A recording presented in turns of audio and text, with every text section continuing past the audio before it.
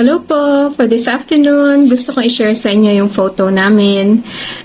Dalawang photos nga pala ito. Nang una yung taken with my mom, 2014. Una naming punta sa San Francisco, sa Golden Gate Bridge ito. Although hindi ito yung first time na nakapunta kami ng US, ito yung unang bisita namin sa Golden Gate Bridge. It's an engineering marvel, yung structure niya talagang well documented and well celebrated, no?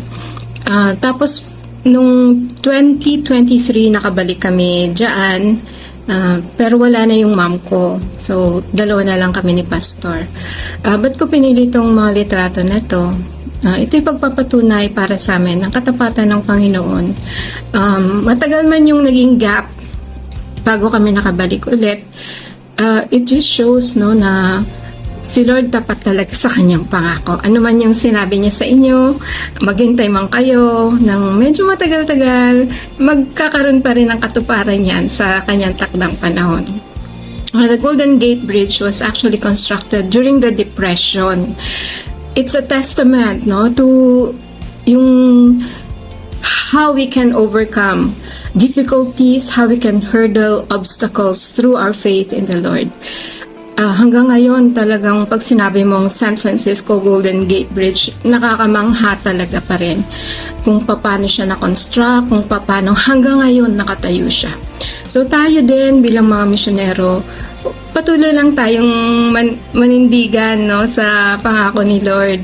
San man niya tayo dalhin, san man yung maging assignment natin, or kahit na matagal tayo maghintay sa mga sagot sa panalangin natin, be assured na hindi kanya bibiguin.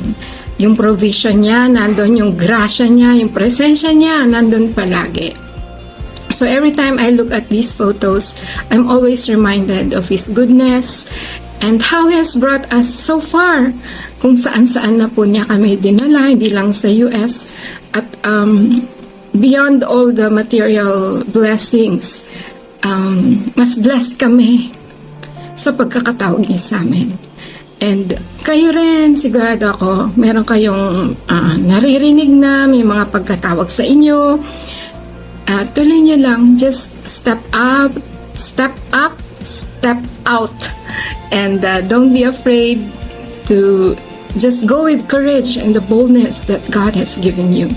Yung patuloy na panghawakan nyo, yung kanyang mga pangako, yung nature niya, that He's a giving God, He's a very generous God, and He's a dependable God.